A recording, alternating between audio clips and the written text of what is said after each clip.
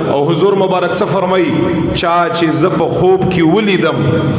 هم زه ولیدم حضور مبارک فرمایي ولی فإن الشیطان لا يتمثل بي شیطان په خوب کې رسول الله فرمایي د زما صورت نشي جوړولای نبی علیہ السلام بس چې چا زه ها اوس کې یو انسان وایي چې ما خسته نه لیدلای یا ما داسې ولید بعض وخت کې خلک وایي چې حضور مبارک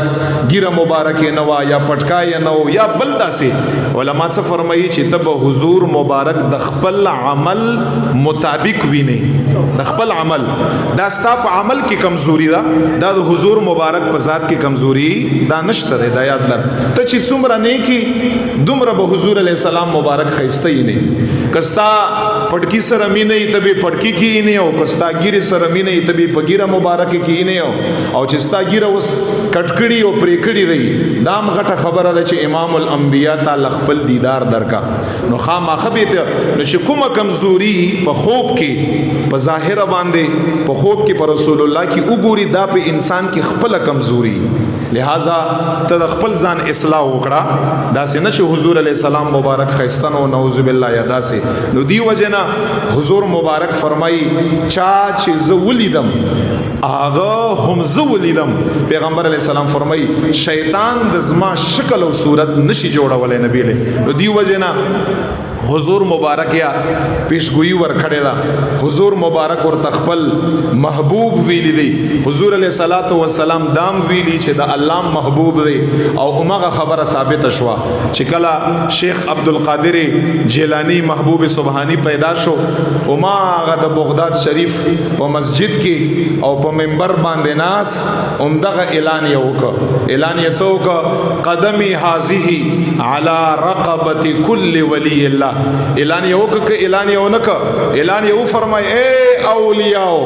اے د حضور مبارک د امت اولیاء شیخ عبدالقادر جیلانی خپا ستاسو د ټول اولیاء په گردن باندې را ستاسو د شیخ عبدالقادر جیلانی سیب د خپین اعلان دی چې ترڅو پوره په ولایت کې د شیخ عبدالقادر جیلانی سیب د دربار نار تفیز نه ملاو ارته خیر نه ملاو آغی پوری د الہ العالمین پنیز باندې تاسو اولیاء کیدای نشي چې په کوم ځای کې دا یاد لري دا خو کرامت دی دا د اولیاء आवाज دی چې په کوم ځای کې د دنیا په ګټ کې ولی ژوندایو په اولیاء کې وی چې کله چې دا आवाज واورید ټول اولیاء خپل گردن او خپل سر وی چې دا یخکتک او څی ورته وی چې نعم او غوث پاک رحمت الله تعالی علیہ ہر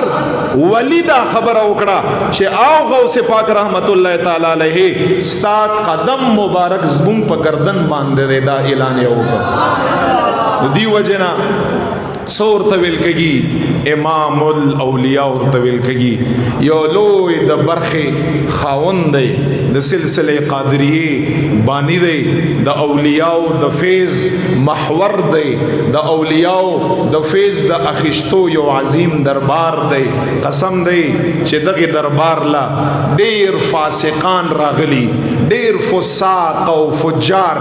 نافرمان ګناګاران راغلی دي غوث پاک رحمت الله دربار لا خو چې تلی دي په داسې شکل کې تلی دي چې الہ العالمین هغه خلق لخپل طرف نه ولایت ور کړی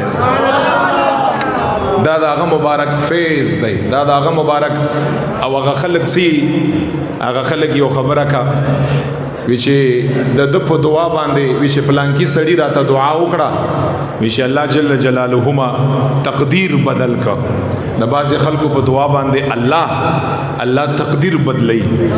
زکه دا مسله ده چې نیکانو صالحانو نه دعا اخلي مشرانو سپینګیرو نه دعا اخلي پلار او مور نه دعا اخلي څه پته لګي چې ستا په دغه دعا باندې الله تعالی د ستا تقدیر بدل کا